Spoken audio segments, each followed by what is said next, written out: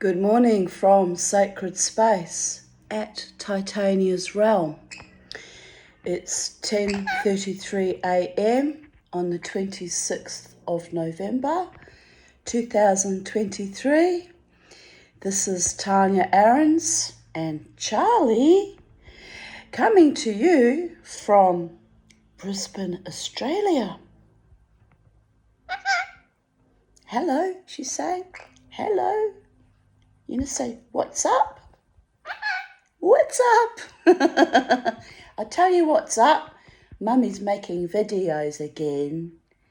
Mama's making the videos. So, yeah, had a bit of a rough night, not much sleep. The moon is almost full tonight. Tonight it will be a full moon. But there were powerful energies last night. Really powerful and beautiful and life innovating. Almost as powerful as that storm we had a few weeks ago.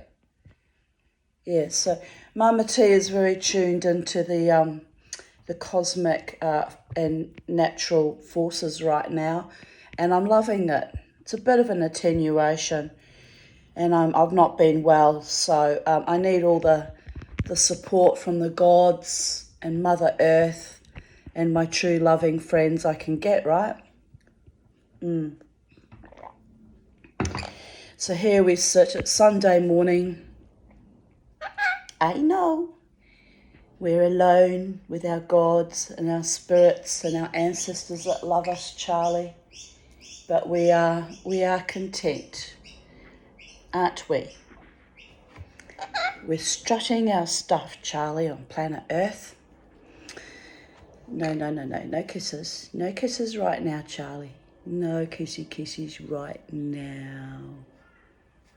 She says, yes, I want to scratch and I want kisses. You're a demanding mistress, Charlie. A demanding mistress. From the declension of my mother's life to the sublime, triumphant reclamation of my own, with many blasted curveballs along the way. So that's my title on Vocal Media. And here I post a beautiful coral pink feather which appeared in my garden. Actually, they're two little feathers, and they're not from Charlie. I don't think they're from Charlie. She's more orangey.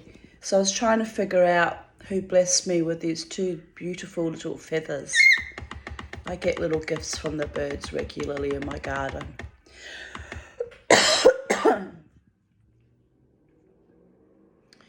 So we begin on the 26th of November 2022, a year ago, which is pretty much the same amount of sleep as I had last night. 4 hours sleep, yibbity yibbida, it's going to be a bumpy ride. Meaning that if I don't get enough sleep, I get launched into hypomania. But I'm not hypomanic at the moment. I'm feeling quite good, you know. I'm keeping active, keeping my brain active, living my best life, and that's all anyone on planet Earth can do, right? According to our means and our disabilities or our inabilities or our few and magical and varied abilities. What? What, Charlie? No, you can't have that flower. We have this argument every time, Charlie. 3:45 a.m. This was on November the 22nd, 2022. November 26, 2022. Oh my goodness. I might open the window a bit. We'll open the window.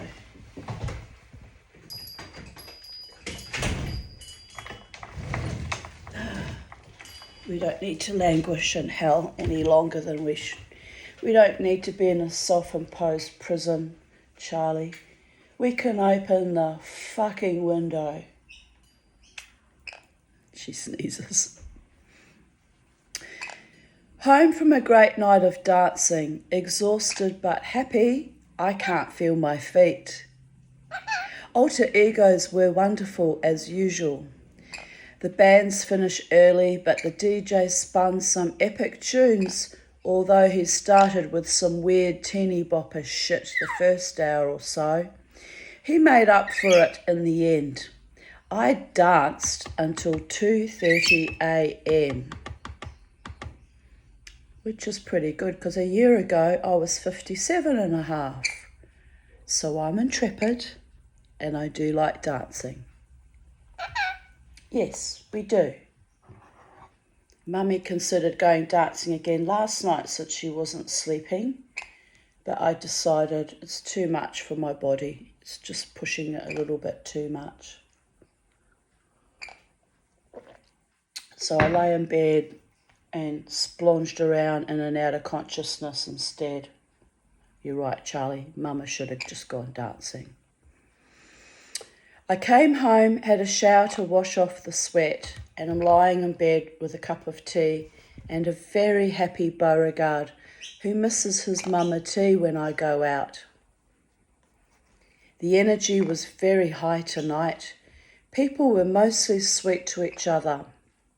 It was a very good night.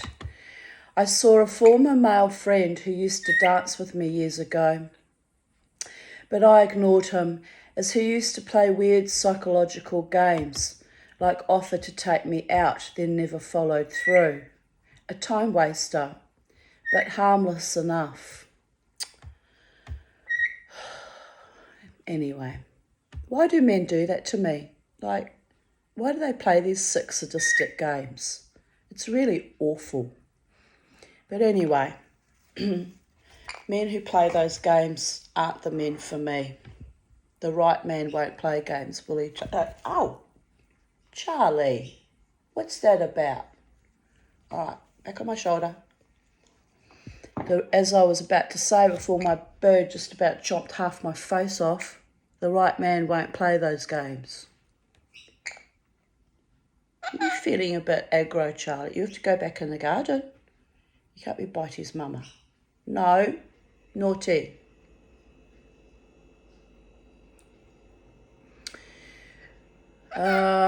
Oh yes, then another former regular turned up who was actually a nice man. I know who that is, that's Daniel. He's a lovely young man. Affectionate, gives everyone hugs and dances wildly. Too young for me to consider dating, but a very nice person. I actually miss seeing him out. He used to always come up and give me a big hug and dance with me a bit. And when weirdo men would be hanging around me, which he knew that I didn't approve of the weirdo men, he would cycle around, dance with me and kind of chase them off a bit and hang out with me a little bit. He was a lovely friend. He really was. But, you know, I'm missing out seeing my few true casino friends because of the malevolence of that casino. But anyway, I let my friend Jo know that I won't be coming back, so she would have spread the rumours around that I'm done. And if they want to see me, they know where to find me. They haven't made the effort, so they weren't actually true friends either. So, meh. True friends stick with you through thick and through thin, like my friend Jared and Lynn and Sally and a few other delightful people in my life. Margaret, Lynn in New Zealand. I'm looking forward to seeing Lynn in New Zealand again. It's been 20 years. I just need to manifest the money. Manifest.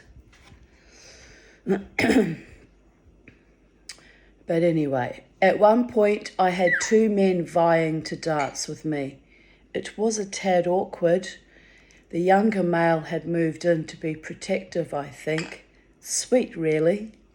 And he was sweet. He was very sweet to me. Joe and I danced all night. I also danced with a lovely Asian lady as there was a group of awful blonde Stepford Wives types that were crowding her out in a really bullying way. So we danced and enjoyed ourselves until some man pushed in, but I let him as I am not gay and he seemed genuine. All in all, I had a great night. Sally, that's my casino friend Sally and Joe, used to come out together. Sally spoiled me with drinks and we all rocked out. I am grateful for the lovely casino friendships, for the music, for the dance, and for the carefully nurtured wildness. I am grateful for the respect, admiration, and protection. Denial's a long river in Africa, isn't it? It all devolved in that past year. Oh well, c'est la vie. Time to move on, people. You always know when it's time to move on, when things get evil and toxic. Through no fault of my own, except maintaining my usual space, my usual spot, my usual decorum, my usual joie de vivre, my usual wildness that I had maintained there for 13 years. I haven't changed.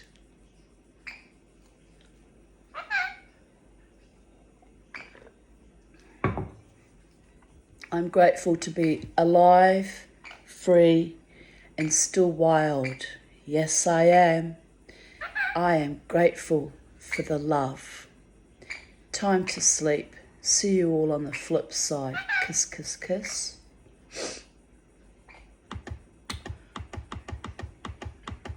26th of November 2021. Happy Hanukkah, which begins on Sunday evening this year. I feel discombobulated. It's still November and Christmas decorations are already out. The silly season slammed us early. I noticed in my immediate vicinity, my neighbours all around me, the day Halloween ended and I packed up the Halloween decorations, they all put up their Christmas trees and decorations. I was like, what the actual fuck? Like 2 months early. Look, man, I'm not handling this. Christmas is a very bad time of year for me. You might find as we get closer and closer to Christmas that either I stop making videos completely because I'm just can't be bothered with all the horror of it all, or my videos will get more and more intense. This is not a good time of year for me, really. And then add in the heat, although it hasn't been too hot lately, and the heat causes my brain to swell up in my head, and so I get a bit, well, I'm not crazy, but I get a bit eccentric with that. And then, worries over Christmas and the isolation and the alienation and the marginalisation. It's like, it's a breakdown every fucking year. And then people who are Christians or, devout Christmas celebrators always say, what are you doing for Christmas? And I always give them my standard answer. I don't celebrate Christmas, I'm a Jew.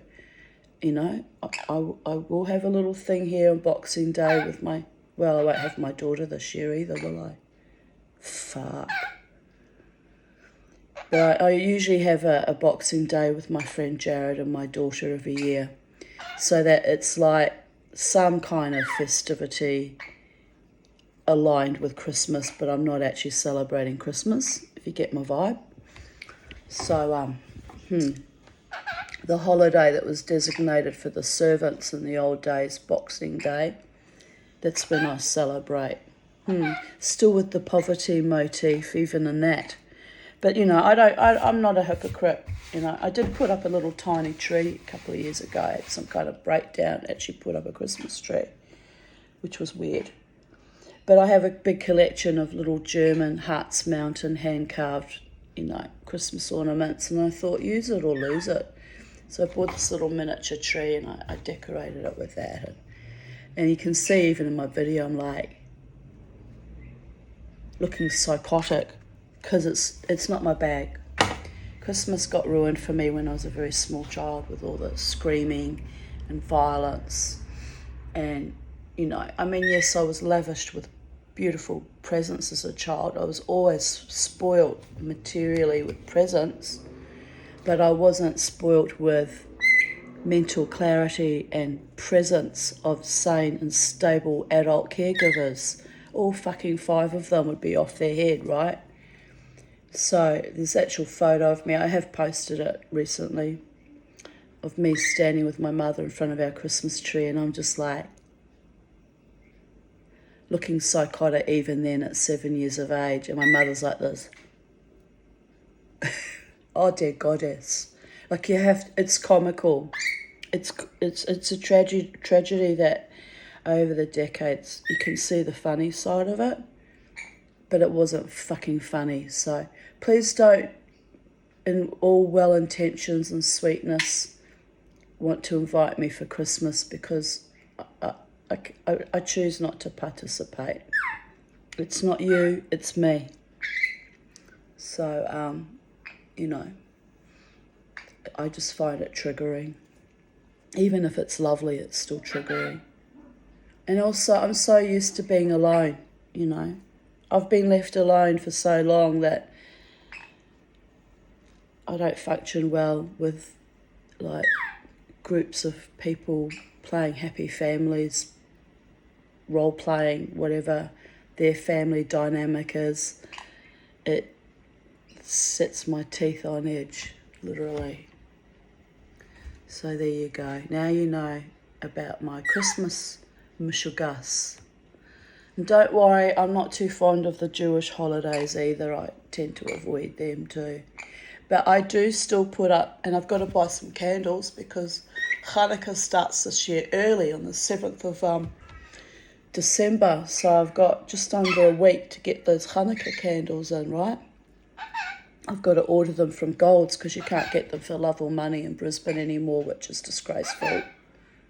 But it is what it is. So yes, I look forward at least to lighting the candles for Hanukkah. That's the only religious thing pretty much I still do. Because Hanukkah is a holiday about triumph over adversity and overcoming oppression and reclaiming your sacred space, in that case, the ancient temple, and purifying it and reconsecrating it and starting Judaism back up again. So it's a powerful spiritual message about reclaiming your soul, your spirit, your culture, your religion in the face of your enemies, right? And that's what I've been doing all my life since early childhood, reclaiming, rebuilding, recalibrating.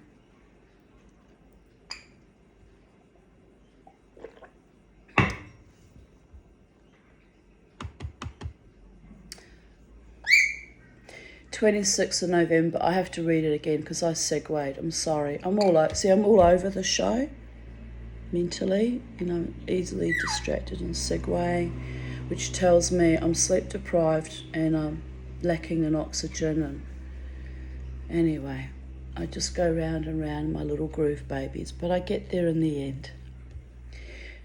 2021, Happy Hanukkah, which begins on Sunday evening this year.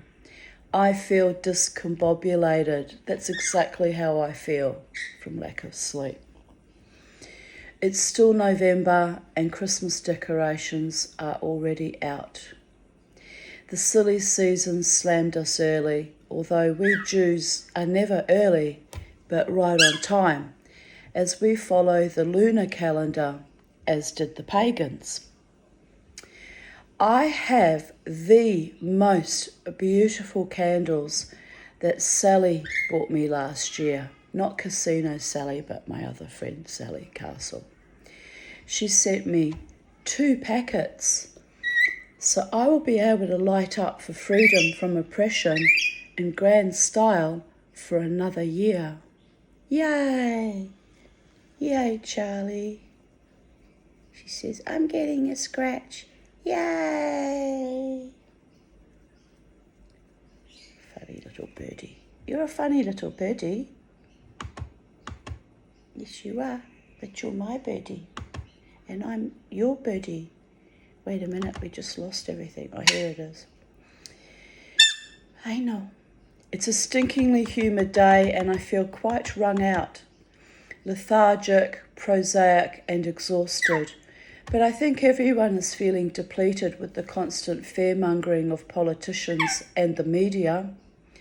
It's time to celebrate life. Take it by the bacchanalian, or rather Saturnalian, bull's horns and thrive. But I might need a wee nap first. What's up, my darling? Still need to finish the resin coating 1 year later. I started decorating the second hat box last night. So I have finished it. It does look fabulous. Sits on my wardrobe above my bed.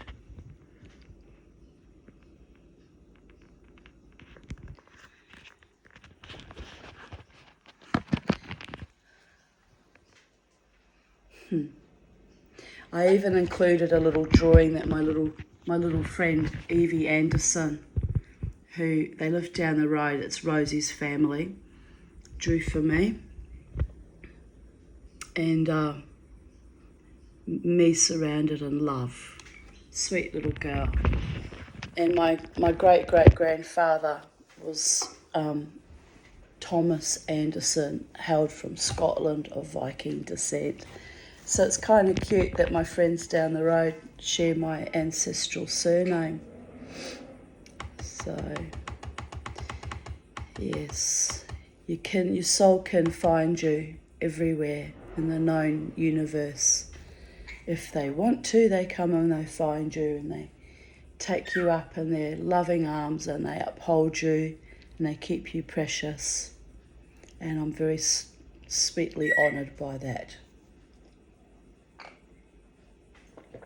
I don't see them very often because they work all the time.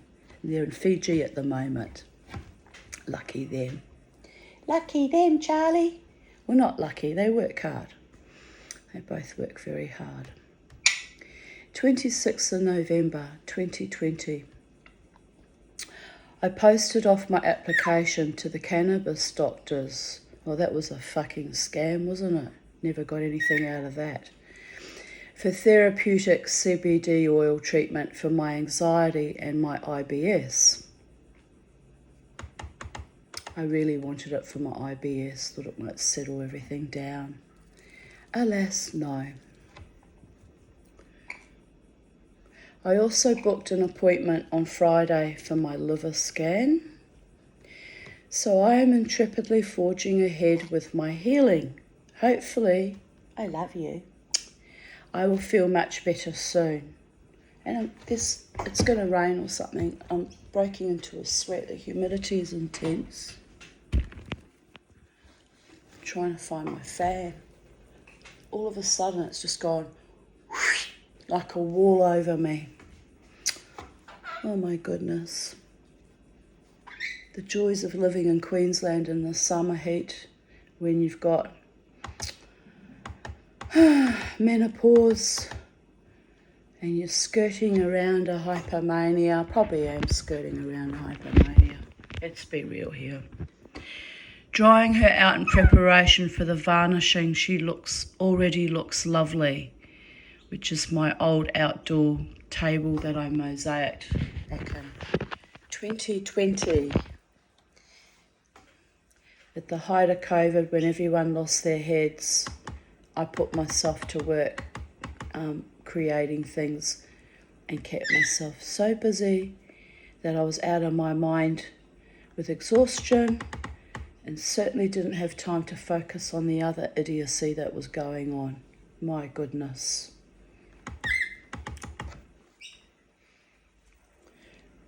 I just woke up from intense dreams about Susie van der Kwast, my first boss at Susie's Coffee Lounge, in Willis Street, Wellington, New Zealand. I was going through her ancient photo album and was surprised to see so many photos of Gisela and even my child's self in it. This would not be true in real life, as although Susie had been an acquaintance during my childhood, she was actually close friends with Muriel Hodemakers down the road. Muriel frequently babysat Susie's son Bart, so I used to play with him and Rosalind occasionally when I was over there, very likely also being babysat. Muriel had 5 children and those little stragglers would come along, so her house was always full of children and noise and excitement and wildness. She was also East Londoner, Cockney, like my friend Sylvia Shine. So she kind of enjoyed, having all the children and liveliness around her. There was great excitement and a sense of urgency. Susie was trying to tell me something. The dream ended with her son, I think, having a baby in his arms, and was proudly walking up to show the baby off to everyone. I ran ahead, very excited to tell everyone he was here. In real life, her son is a few years younger than I, and who knows if he and his wife have any children. Literally have not had contact with him since we were teenagers, so I know he did get married eventually. I think he got married, but I don't know if he's got kids. But anyway, it was strange that I was dreaming of them after her death, right? And she really was trying to tell me something, but I didn't get the message.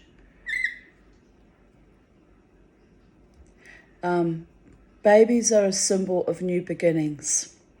I was the herald of the baby's arrival in the dream, so perhaps I receive positive news soon.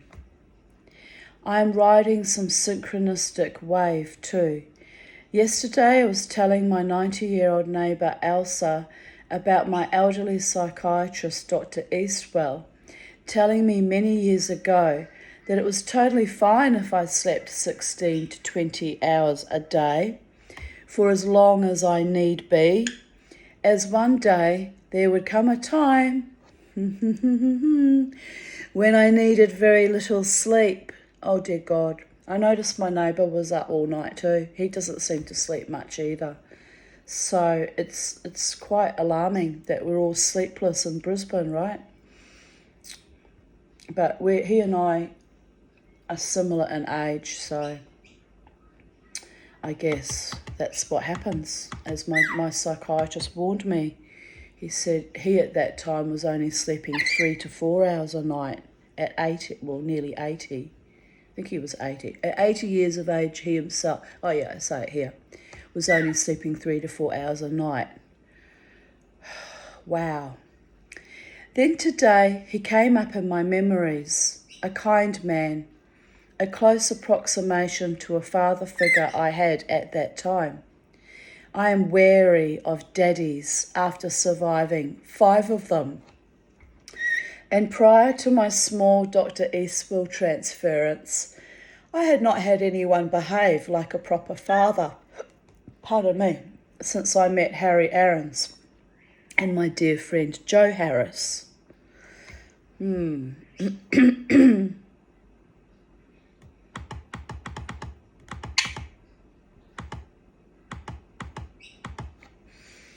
Susie actually had a profound message for me, but I can't remember what it was.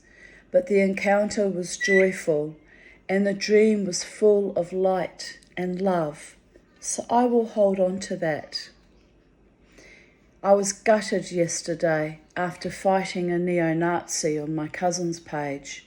She herself had been reading some Holocaust revisionist book. I will have to rethink that relationship. I have always fought against racism and anti-Semitism, so family who espouse those ugly views are not safe for me to engage with. This saddens me greatly, but my time and my heart are precious. And bear in mind, I'm very close to my Māori cousin.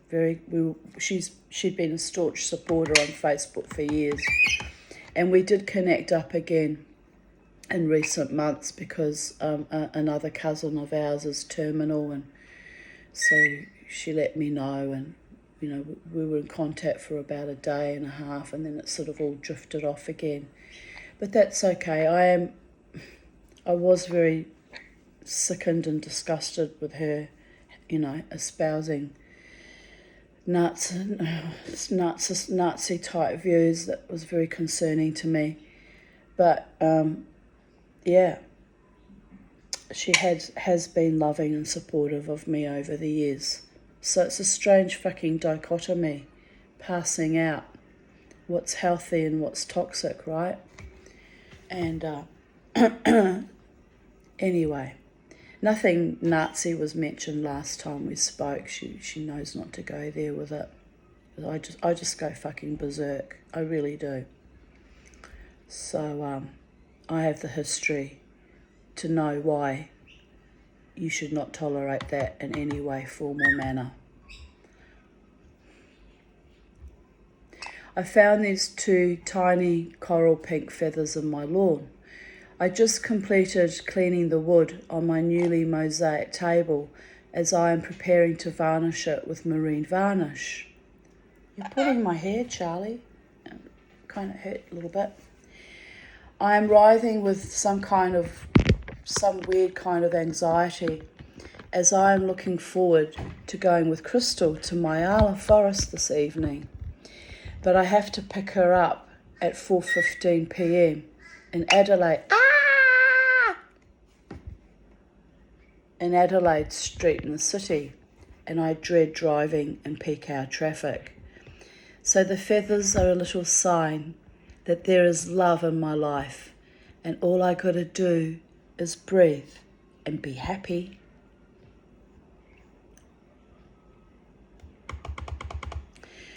The world is dying or gone rampantly mad, and all I have is love addictions gone bad. Sad. Valium, anyone? It's an in-joke. I don't take Valium unless it's a dire emergency. I never wanted to be addicted to anything. My mother was a benzo addict. Oh my God, it was bad. It was so fucking bad. Really, think Requiem for a Dream. She used to gnash her teeth and tear at her hair and beat me up, and it was. Then she'd look at me and she'd say, "I don't say," because she mixed them with slimming tablets, which my druggie friend Courtney said is a big no-no. You should never mix uppers with downers, right? Well, my mother didn't know anything about that, so she was having a slimming tablets through the day, which is actually a form of speed, and methamphetamine, and then she was having her Valium to calm her the fuck down, and in between she was just a crazy bundle of just a walking neuron, gnashing and screaming and thrashing herself around. So one day she stood in the kitchen and she was literally going, you could hear her teeth, like a wild animal, right? And I'm 7 years old, I'm just looking at her. I don't have to say anything sometimes. Silence is sometimes the most powerful thing you can do. Be silent and observe. So I'm just looking at her silently. Still remember it vividly. And then she sort of looks at me. She says, "You know, darling, I think I need to stop taking these slimming tablets. They are making me a bit crazy. I'm grinding my teeth." She had dentures, by the way. So I just looked at her and I nodded. I went, yeah, mummy, I think that's a really good idea. Like, I'd worked that out weeks ago, but, 7-year-olds telling adults that they're dickheads and they need to get off the drugs, man, would not have boded well for me. I just would have got beaten up. So I just, yeah, mummy, you do that. Uh-huh. Anyway, it wasn't till many years later when I watched Requiem for a Dream, which is a wonderful, powerful, but very triggering movie. I laughed and laughed and laughed. It wasn't funny, but who was it? What's the actress's name? She's a wonderful actress. Anyway, I watched her performance of the woman with her hair all strung out, grinding her teeth, and I laughed so much I fell off the couch, and then I cried. But, you know, I never forget.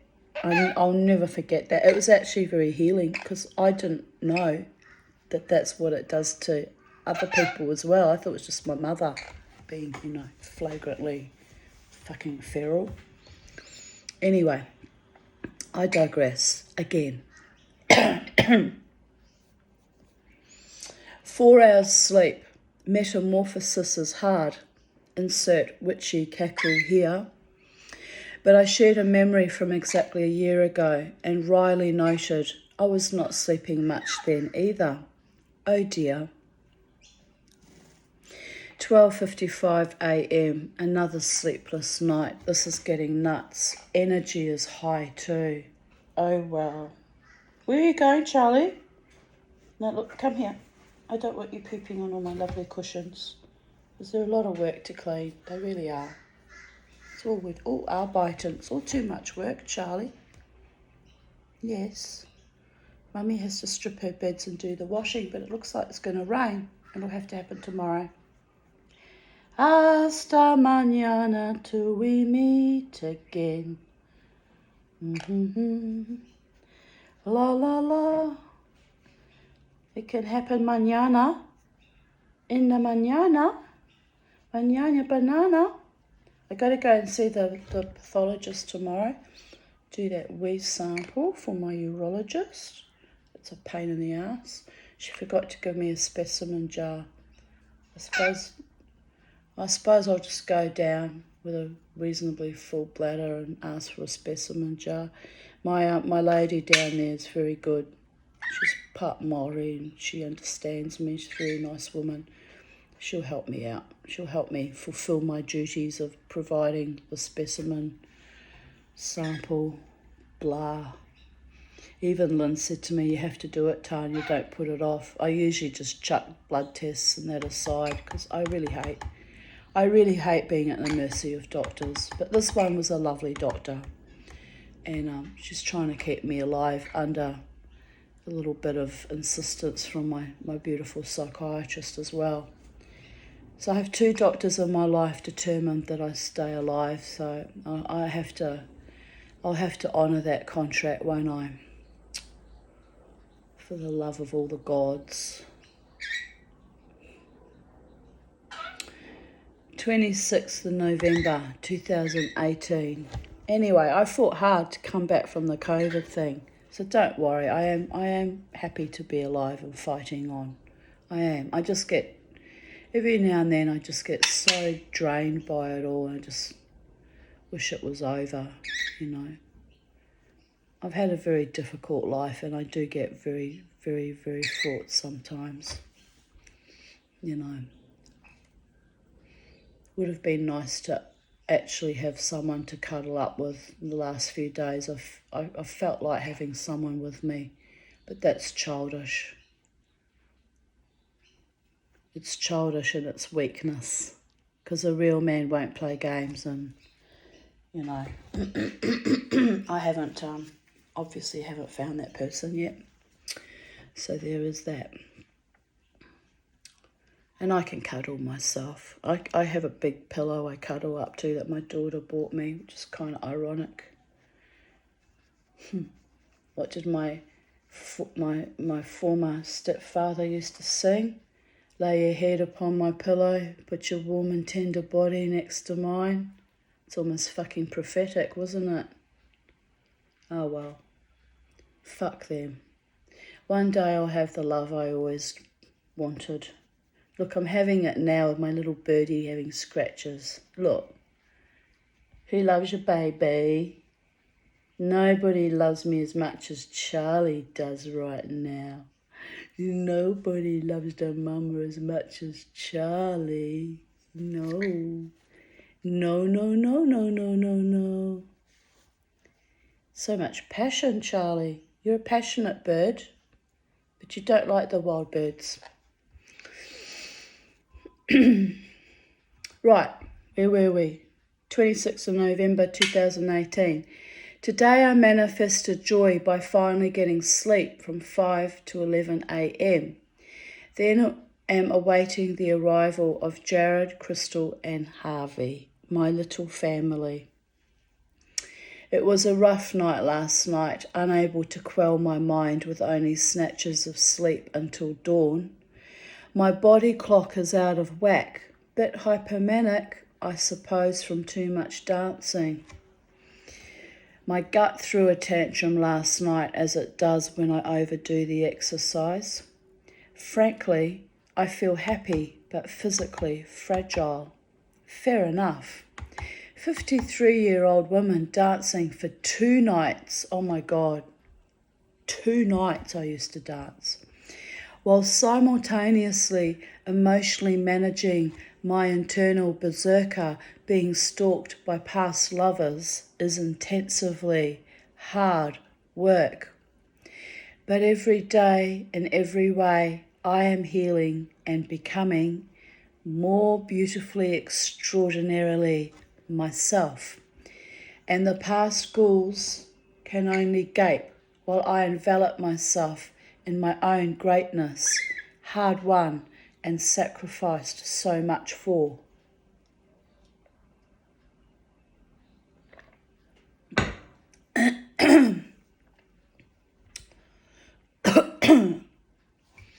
I feel things are shifting exponentially. So that's that 5 years ago, right? Well, I was right about that. Have we not all gone through an exponential shifting?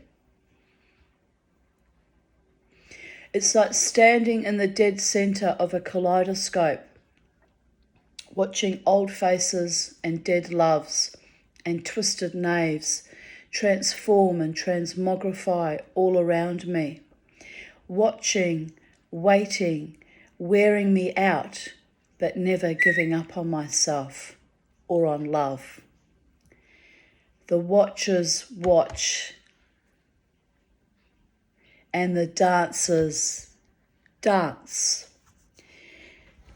And the bullshit gamers ply their chance to perchance bedazzle the psychedelic dreamer.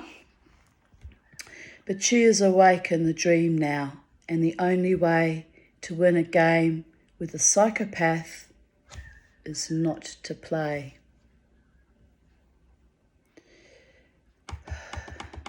Ha ha, Mama T loves anyway. Watches them writhe and squirm like the turning of the worm on my shrewish shoe. Squish, pop, Cicero, didn't do it. And so we continue with the dance and the jive while staying alive, and the spirits come to pay homage to me on their way to the light. So great is my honour and my light.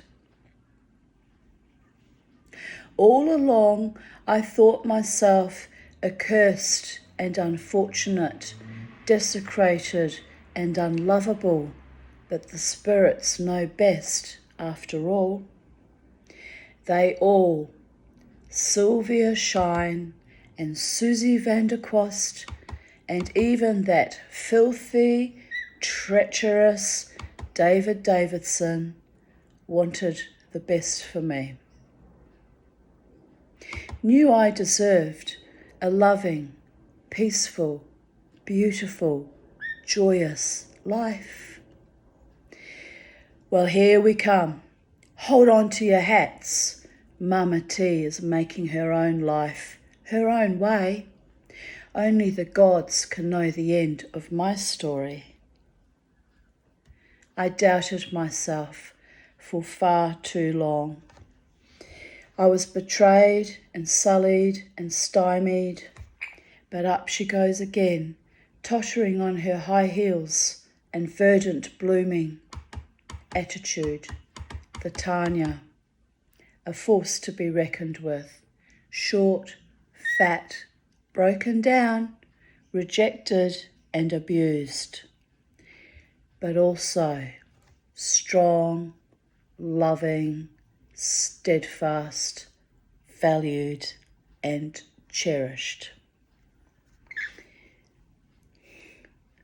The ugliness has lost its sway and gone astray, as it was always doomed to do. Heart and soul and guts and sinew, life force and a little warrior goddess always rise again, always, even when we did not want to.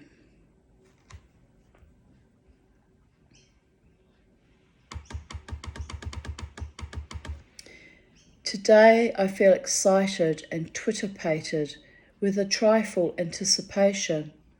Perhaps this Chanukah will bless me with my greatest dream manifested in real time and real life with comfort and joy, not just for Christmas, but for many years to come. Ah, silly Tanya. Que sera, sera. Magic happens when you believe, but time takes its own time. Sigh, sighs.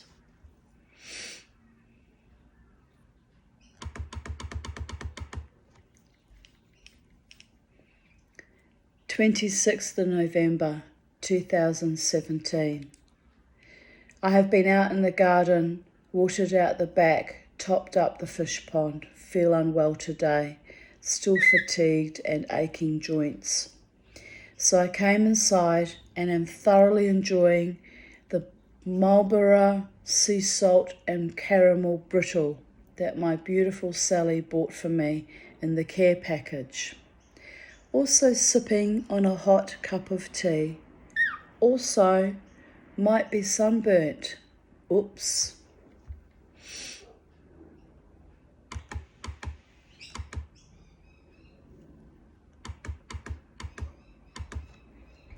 I need to get myself to the sea.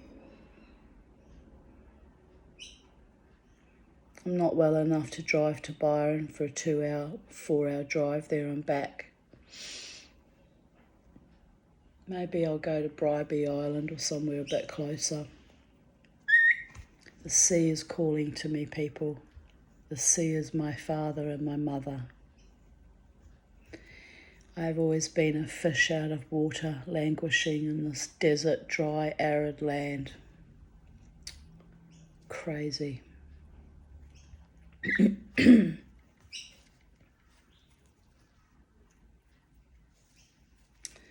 26th of November 2016. Tomorrow I take my embattled, mottled... Oh, there, I hadn't even read it yet. Tomorrow... Yes, Charlie.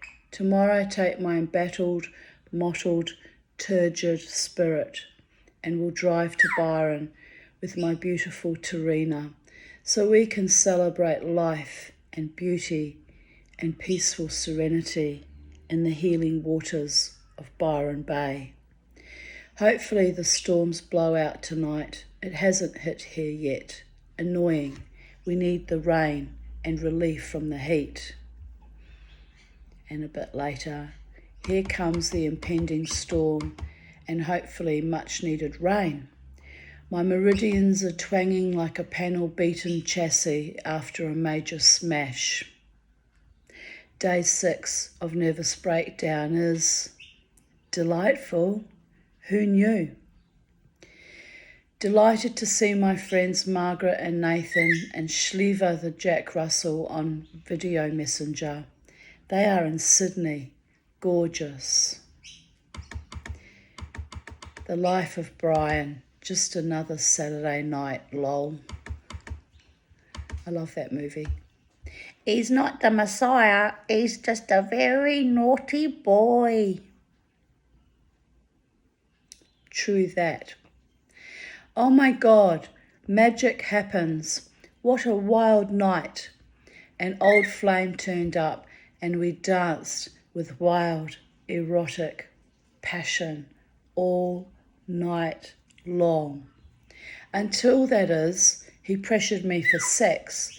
And although it has been a very long time, I decided to be gentle with my recently broken heart and mind.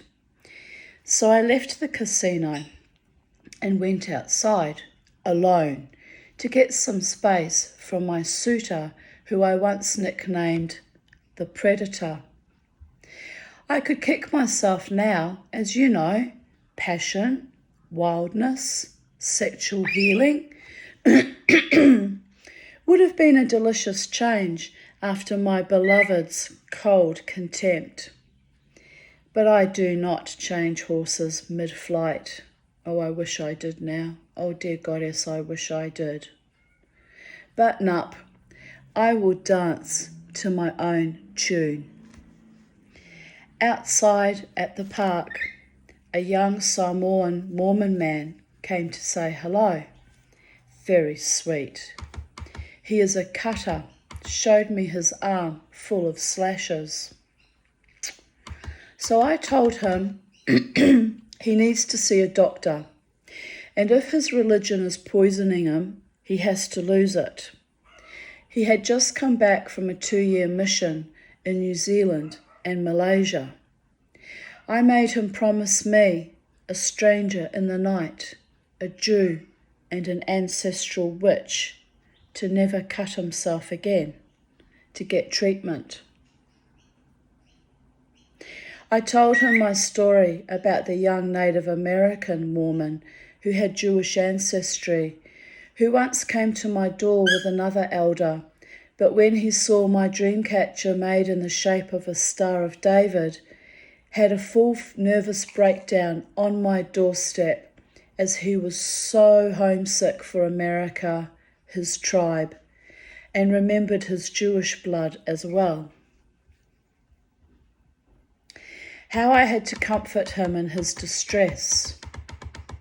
Our spirits all want to go home, no matter how far we stray, or what mission God or Jesus or other gods put us on. The young man thanked me. I said, "Pray for me that I find a decent partner one day, and I will also bless you with a happy, successful life." He wants to start his own clothing business. Very sweet, ambitious, loving soul. He told me he is a mama's boy and how he cried when he returned home to surprise her. I nodded.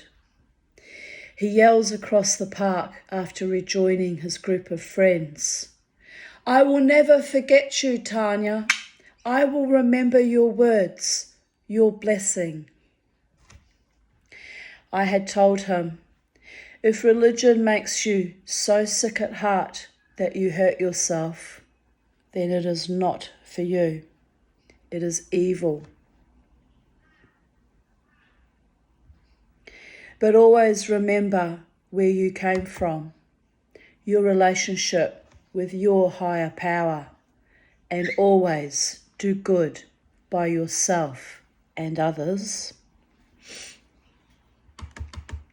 Sage advice from a Jewish witch who was demonized all her life.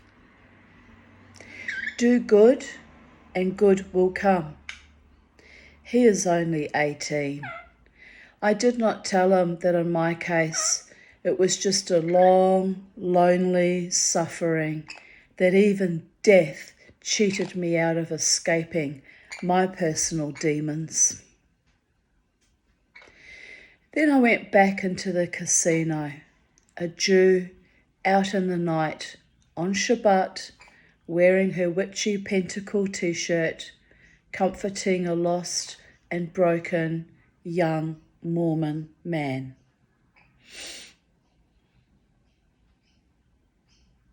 The universe has my back. I love it. My beautiful, broken spiritual mission to thrive and strive for happiness, holiness, even in the darkest places, makom. Thankfully, My suitor of old, my love interest who I cannot trust with my heart, as he is such a shit. I told him this myself last night while dancing wildly with him. He loved it. Always with me, a reality check had left. Phew. The heat was intense, but I am more than a mobile vagina. I am not an object to be picked up and put down and thrown to the wind. I told him I had ended it with my true love the day before. So no sex. No matter how much I might want it, screaming on the inside. We will just dance and have fun. He said, I'll give him credit. He always had the most romantic patter, even though he was a disingenuous, fucking predatory bastard. But he was handsome and he was romantic. He said, you will always be my girl, always in my heart. Such passion, but such lies. The throbbing crowd on the dance floor watched as he and I unfurled our wild passion and delight on the dance floor. It was fun, so much fun. A breath of fresh air after that cold, empty Englishman I have loved and breathed life into like a CPR specialist. 3 years I have loved him. It nourished me in my celibacy. I had told him, I am not having sex with a man unless I know he truly loves me. I kept my vow to myself. Damn, what a waste, lol. Interestingly, within 24 hours of releasing him, I had not one, but two very interesting, romantic illusions. So I have no idea what is happening, and when in doubt, wait for Godot. For someone who won't lie, cheat, manipulate, control, or destroy me. Sighs. I came home at 5 a.m. after talking with Jo and her 2 new suitors. I had enjoyed watching them vie for a piece of her heart and soul. She is so beautiful that men are drawn to her like a moth to the flame. Delightful. But I was so tired. I drove home alone, as usual, but free. Thank you, God. Oh, almost forgot. Another man who is rather eccentric like me, who I dance with regularly. He is famous for doing the splits. Well, what a memory. We had a long chat last week outside the casino. Very sweet man, and like me, very broken. Well, he danced with me when my old flame was off dancing with someone else. I encouraged it, as I am not his partner, and I needed a break from his wild intensity. So Ephraim hands me a tiny silver love heart charm. He says, I want you to have this in recognition of our friendship and the fact that, like me, I know you have been through hell in life. I was sincerely touched. I looked down at the little heart charm, and on the back it said, Sister. I kissed his cheek and had to hold back the tears. I put the heart in my purse. I will treasure it. Little gifts of love and affection from my tribe. When I first met Ephraim, who told me last night he was born in Christchurch, I teased him about his Jewish name. He said, I am not Jewish, but I had a brother named Manasseh and a brother named Asher, another named Joseph. He said his mother had lost a child to a cot death and had read the Bible for solace, and so every child born thereafter had been given a biblical name. I nodded. Your mother had faith and mana. He said most of his siblings had died, several by suicide. I held his hand. We bonded over that. So yes, my unholy nights are often very lovely and spiritual after all. Ephraim had looked a bit sad that I was dancing with my old flame. Later he asked me if I could find him a nice lady. I joked, every man, woman and child for himself in the casino. He laughed, but I will keep an eye out for him. He had a sweet, gentle heart like mine, and he deserves someone lovely. By the gods, we all do. And I'm responding to someone, but I don't know why I didn't keep their side of the conversation, but I reply, no. The guy who pressured me for sex was the old flame, and trouble with a capital T. But a delightful breath of fresh air and fun after my heartbreak over the staid, cold Englishman who I shall always love with all my heart. Well, I've gotten over that, thank the gods. Oh, that was torture. Fucking torture for years. But my own self-imposed torture because I love too much. A monster, as has often happened in my life. Too often. Which is why I can't trust in human men anymore, unfortunately. I know. I can trust in my birdie's love, though. Even though she tries to bite me in the face occasionally. No, not the earrings, not the pearls. Not the pearls, Charlie. I loved our conversations, but the mind fucks got too toxic and I got too strung out. So I ended the 3-year friendship on Thursday. And then Marco blew into the casino like a typhoid of mad passion. But not going there. Too old, too tired of head games, and wary of being used and abused yet again. I only have male friends now. Falling in love and sexual congress is too damaging for my complex PTSD. I just dance and enjoy my shredded life. No pressure that way for anyone, but especially me. Mad Marco, and he was quite mad actually, to be honest. I suspect he had bipolar, some fucking thing going on. Oh, but the passion, darlings, the passion. Mad Marco is all writhing Italian stallion, passion and madness. He is the anti-Englishman. Well, that actually wouldn't be hard, but he was the complete opposite, polar opposite. Oh my God, he probably was the one, but I couldn't trust him. You couldn't leave him even on the dance floor for 5 seconds without, seducing some female. He was so much like my stepfather, so I'd get very triggered. It's not actually all his fault, but the same dynamic, the same, just another hungry ghost waiting to be filled constantly. I can't deal with him. Ow! I can't. No. I can't deal with that. I don't have to. Anyway, I continue.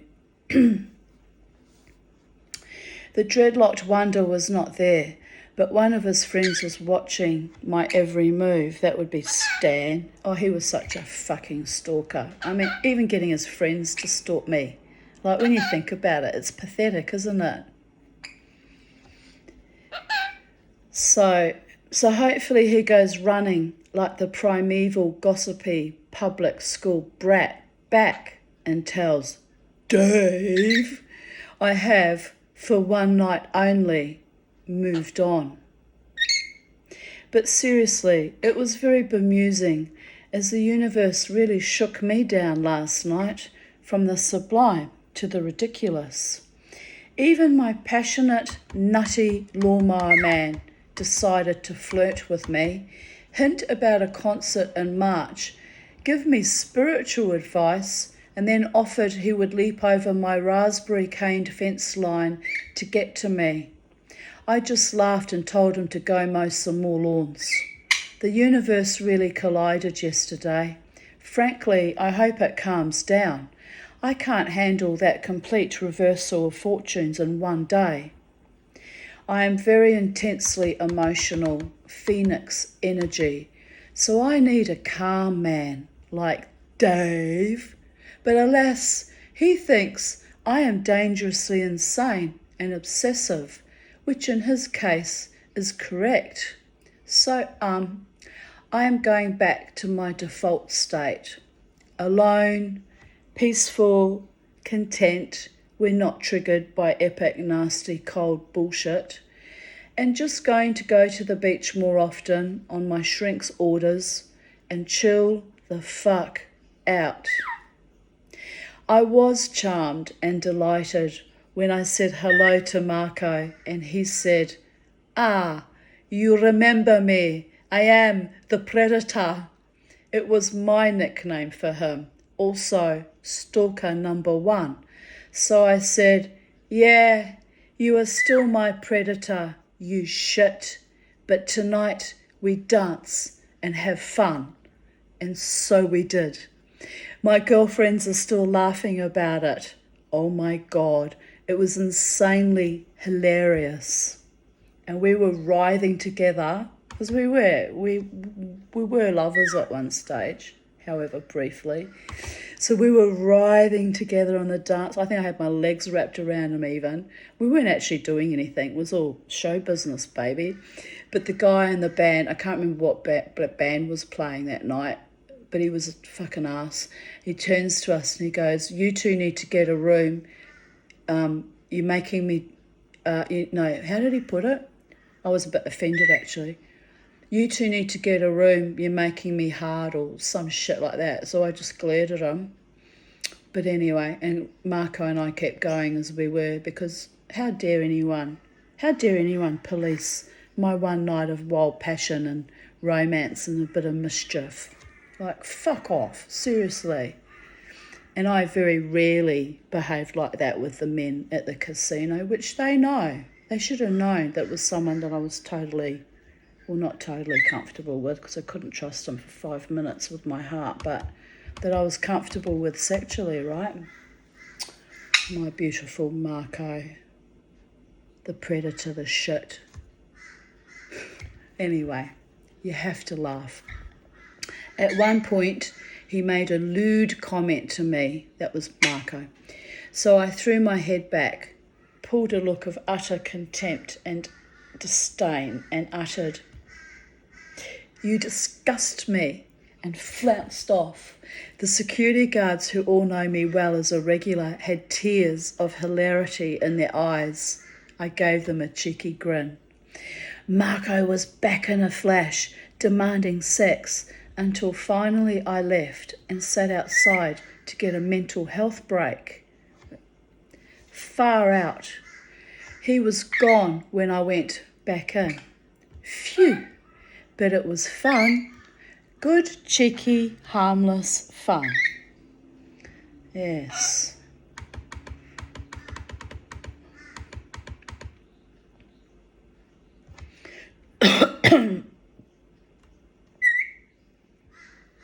Actually, I think that was the last time I had fun like that, dancing erotically with a man. It actually was, I think that was the last time. Yes, anyway, the glory days, darlings, the glory days. I love those rare and unique moments when I snuggle myself into my featherdoona, all coddled up in my cocoon of comfort, when memories flash by from the night before or other older memories, and they are so surreal and dichotomous and downright peculiar that for a moment my mind just goes blank and clears, and suddenly from out of that distinct crystal clarity I burst out laughing. I remember the time I started laughing and couldn't stop laughing for 4 hours, my first bout of hypomania, but it was so healing. Jared and Crystal and her friend Ashley were rather perturbed, and the fellow customers in McDonald's were freaked out. Gosh, that was about 8 years ago now. The first time I experienced a leaching out of real happiness. It even scared me. My former elderly psychiatrist told me it was fine. He said, "Tanya, this society fears happiness, suppresses it, drugs it, demonizes it. So be happy anyway. Happiness is the ultimate act of anarchy and revolution." Wonderful old man. Miss him. Fathers I never had, but should have. Wherever you are, Don, love you. Not that I called him Don when he was alive. I only ever called him Doctor. But he was a wonderful man. 26th of November 2015.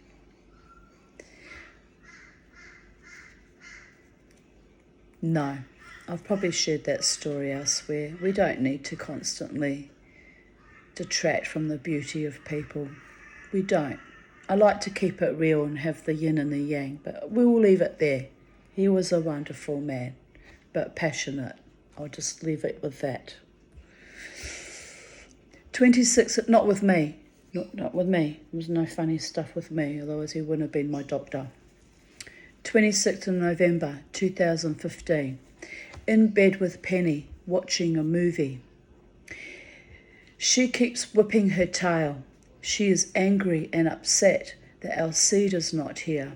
Otherwise, she has no reason to be in such a foul mood. It was amazing how quickly he won her over. Hopefully he will be well in the morning and will come home soon. Bev just called, that bitch. I'm sure she doped him. I'm sure she did. LC doesn't have parvo, but will be kept overnight and x-rayed in the morning to see what the bowel obstruction is. He is in a big clinic with 24-hour care. So my hopes are raised that he has more hope of survival as he doesn't have parvo.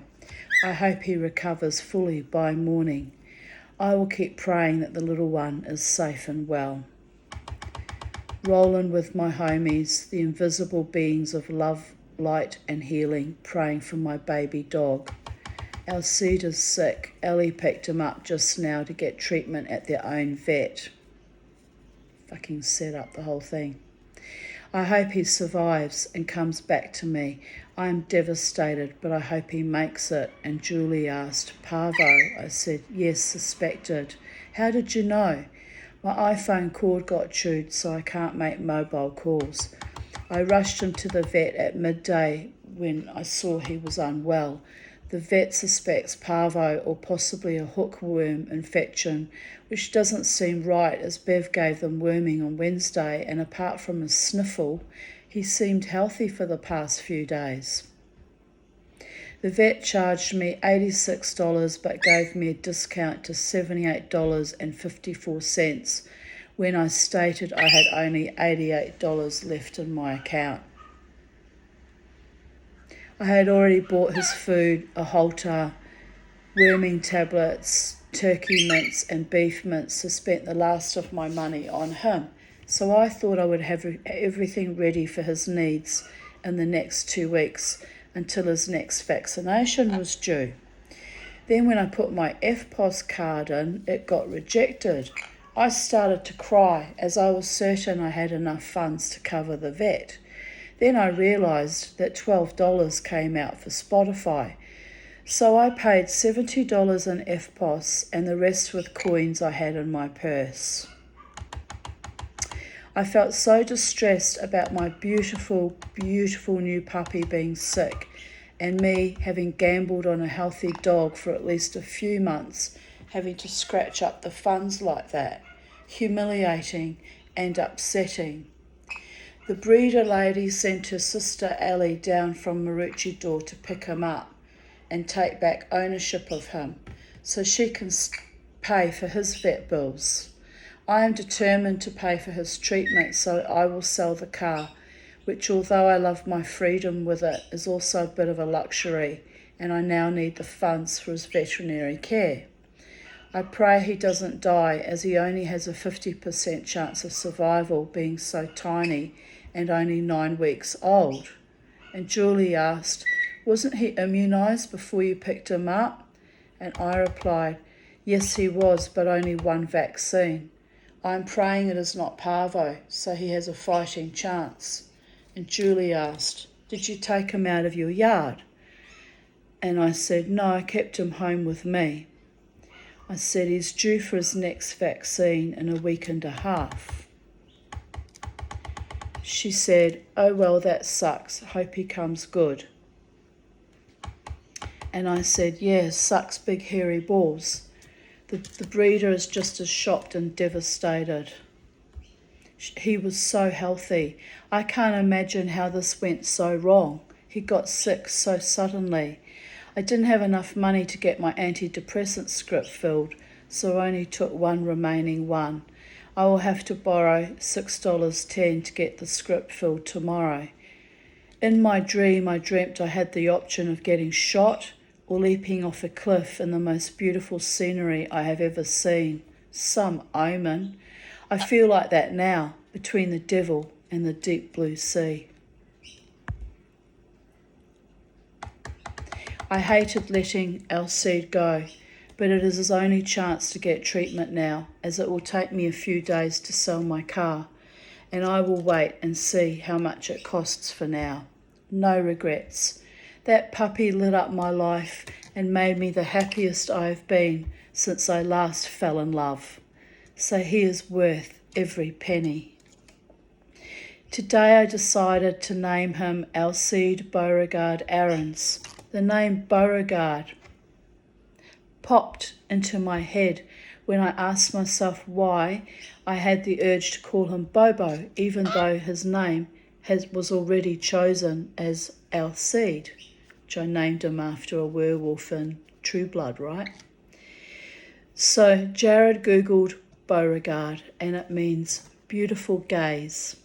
I hope the good Lord is smiling upon him, me, and that breeder who turned out to be an evil bitch and slandered me all over Facebook saying that I did something to the puppy and bad-mouthed me. And Julie went on her page and saw her bad-mouthing me and all her followers bad-mouthing me. It was completely evil.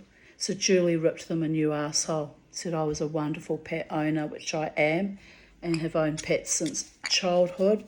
And how dare she slander me on her page. And I should have sued the evil bitch as well. It was evil what she put me through. Anyway, there was nothing wrong with Alcide. The next day, Julie rang me and said she's got a video up of him with his new owner that she'd sold him onto for more than what I paid, by the way. So she made a profit and bouncing around their backyard happily. So she literally stole that dog out from under me out of sheer fucking spite. Because, well, I would have sold my car, but didn't need to. Dog was perfectly fine. Put me through all that hell when I was just recovering from a colonoscopy, by the way, and, 2 months prior, a suicide attempt. So I was very fucking fragile. So I curse that evil bitch for what she put me through emotionally to this day. It was nasty what she put me through. Even Julie was shocked how evil she really was, things she was saying about me that weren't true.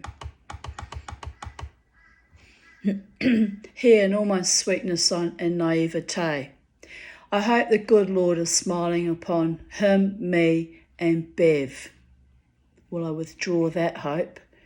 And he comes home to me in full health, Be'ezrat Hashem, blessed be. Well, that wasn't the case, was it? In the Zohar, when a person has a life-threatening event, it is a tradition to take on a second name. So the angels watch over you and bring you luck. So here it is. The Mama Tanya is superstitious and has prayed to God and Goddess, Shekhinah, to heal my sick little fur child. So now he has two names along with his pedigree name.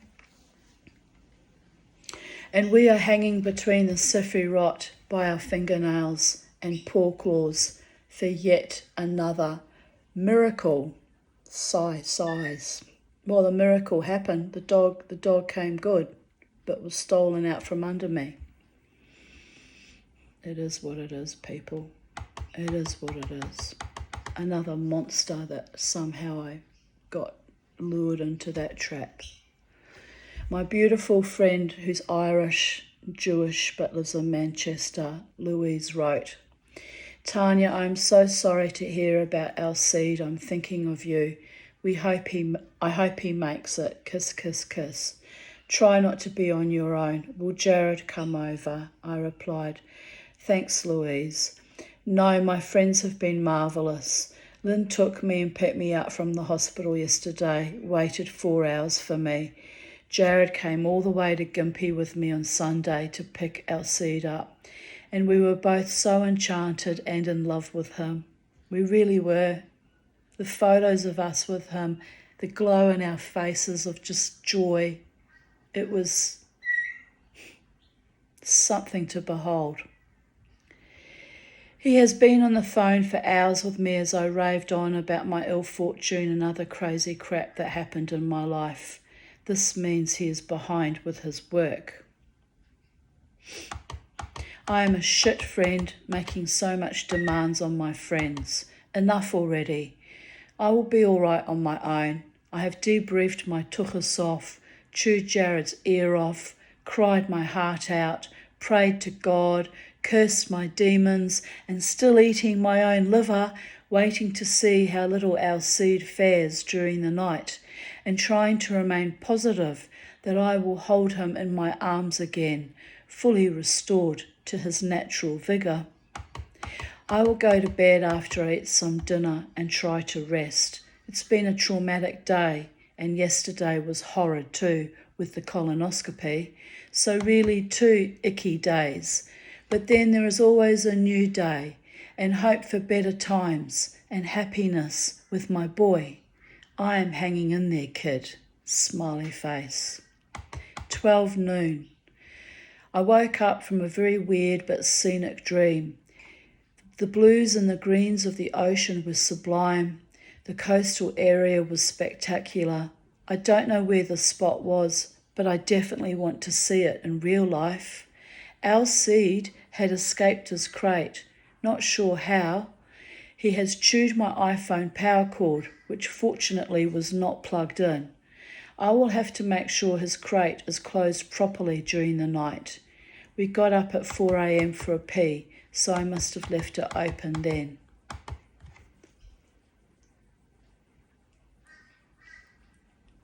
(26th of November 2014). Damn, the inside lining of my mouth is ulcerated where I got the injection at the dentist on Monday. No wonder I've been feeling low, possibly why all I wanted to eat yesterday were ice cream blocks, although I did eat avocado on toast for dinner. Hot as Hades. I have been in the front garden weaving sylvanberry tendrils and vines into my chain link fence, barefoot. Now I have splinters in my foot. When will I learn that grounding with Mother Gaia is good for the soul, but potentially dangerous for the body, i.e. septic arthritis, tetanus, splinters, other injuries? Shmeh. I love feeling the earth, beneath my feet. 26th of November 2013. So here's my crazy thing. Today I got a bee in my bonnet about all the tiny rocks and stones and loose aggregate on my front pathway.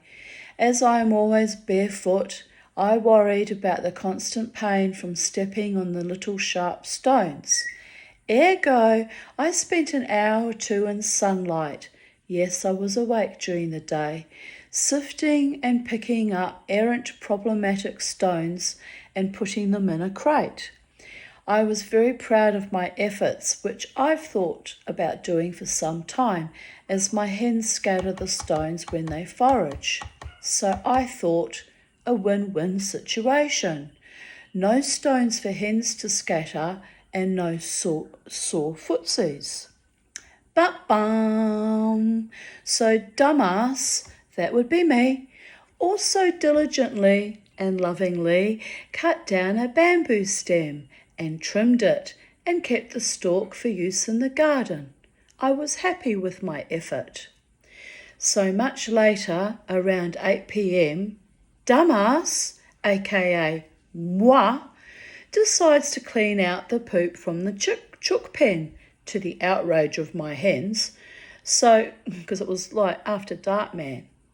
So after doing that effort, stupid, yes, me again, decides to throw above-mentioned poop around the bamboo clump and the back garden. So as I am walking back, just near the bamboo clump, I feel something very sharp go deep into my foot. It was dark, so I thought, okay, this must be a spike or a prickle from the bamboo. Epic denial. So I pull the sharp thing out of my foot, then walk to the kitchen and with the light on and my broken glasses sort of on, get the shock of my life. It was not a spike or a prickle from the bamboo, but one of the huge nappy pins I use to hold together my lingerie bag, pillowcase I used to wash my delicates in. I got rid of those pins after that and actually bought proper delicate bags. I've been tortured enough, people, really. The pin was 2 centimetres in my damn foot and the other side of the nappy pin was missing. So I'm guessing it had been run over by my lawnmower man, so lucky it didn't flick him in the face. I had no Dettol, so I washed it carefully and put Savlon on it. There was no pain until now. Here it is, 12:21 a.m, and now the foot hurts like Hades. So I am soaking it in salt water. I am seriously thinking of going to ER for a tetanus injection and to get them to make sure it doesn't go septic like my left foot did in March 2012, which is a worry. It's a big fucking worry, that. 4:42 a.m, home from hospital, need to go to the bank to withdraw money. What are you doing, Charlie? So I can put petrol in my car and go to the chemist for antibiotics to cover me. It was a bit hairy driving to the PA, that's Princess Alexandra Hospital, with barely enough petrol and a sore right foot, which almost slipped on the accelerator. Scary, but lucky I am an excellent driver. Better driver than a moronic barefoot gardener.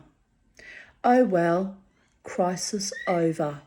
Just need to keep my foot up and watch for any signs of infection.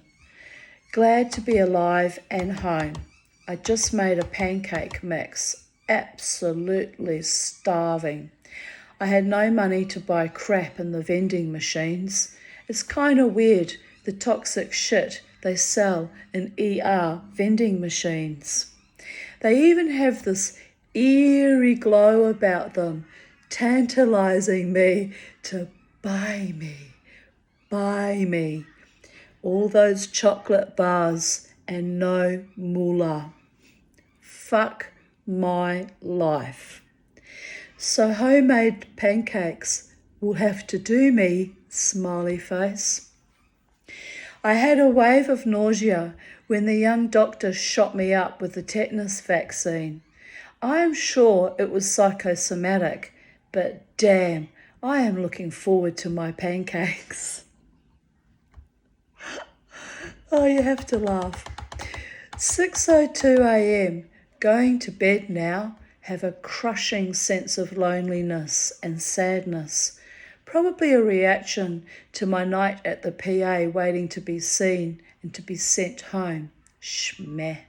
A good sleep will improve my mood. I need to go to the chemist later. 26th of November 2011. Jared invited me for lunch at the Coorparoo RSL, and we had a nice beer together as well. In summer I enjoy the occasional beer, lol. We had a jolly time. Last night I went out and met a nice man who was quite keen on me and gave me his phone number. We got along fine, but I was a bit reticent, most likely because I'm so ill and I had my eye on another man, lol. We'll probably see him next week rather than phone him. I am really enjoying meeting lots of men and for the first time in my life being admired by several guys, so I actually can relax, have fun, have options, and I don't need to leap into a relationship straight away. Although there are two guys I already feel an affinity for, so I am holding back and trying to just enjoy the attention without the pressure, as no man has ever truly loved me because I usually do the hunting, lol. So I'm curious to discover which one will come up trumps, and in the meantime I am continuing to have fun, meaning platonic while dancing fun, not the other kind. So that was 2011. Trying to remember who that was that I met back then. Anyway, obviously another non-event. 26th of November 2010. Today has been surreal in the extreme.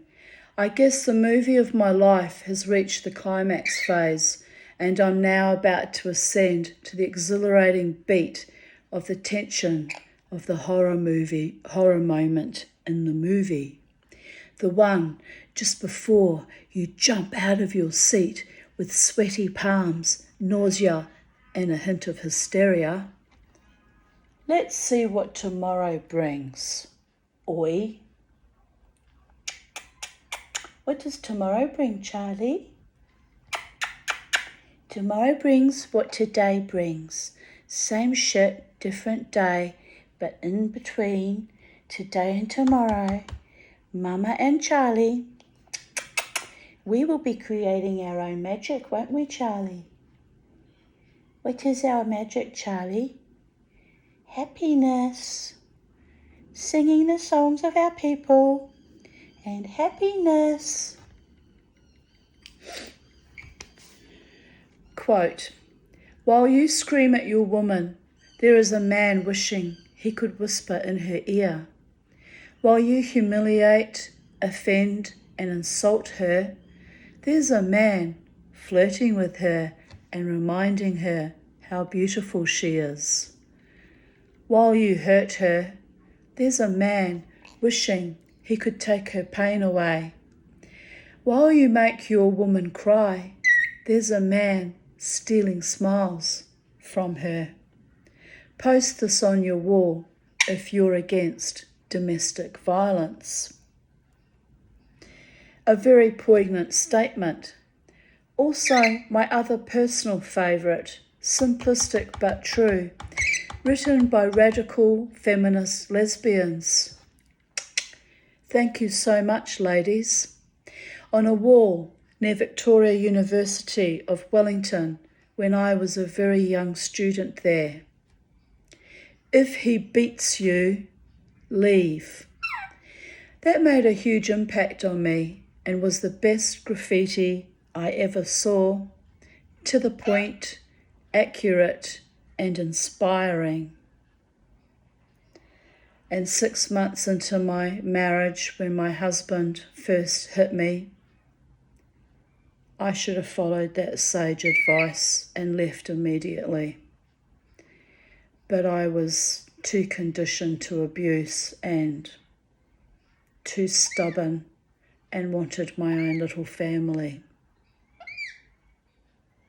And that was the trap, people. That was the hellscape without end. But never mind. Life goes on. And we're happy now, aren't we, Charlie? She says, yes, Mama T, we're very happy. 26th of November 2009. Had an interesting time at my mother's Christmas party at her dementia ward. And you know how I hate Christmas, people. Mum can no longer eat solid food and has to be fed, and refused to eat the pavlova, which used to be her favourite thing. They even gave her jelly-like substance as drinks. I guess she is on the downhill slide to oblivion. Not pretty to watch, though. She was very sleepy and looked quite upset with life in general too. And Sylvia Shine wrote, so sorry what's become of your mum. She was so vibrant, so many laughs we had together, good memories in New Zealand and Melbourne. At least she's in a world of her own. Hope Crystal gets what she strives for. Wish her luck from me. Be well. Love, Sylvia. Kiss, kiss, kiss, kiss, kiss, kiss, kiss. I know, Sylvia. Mum was always so larger than life and completely overshadowed her loved ones in so many ways. Now she is slowly becoming the shadow, and it is truly very confronting. I am glad you remember her fondly and remember her vibrance and vivacity. My darling Crystal auditioned for NIDA today and got into the final round for the selection process. We are very excited, as it looks like she has a real chance of being accepted into NIDA.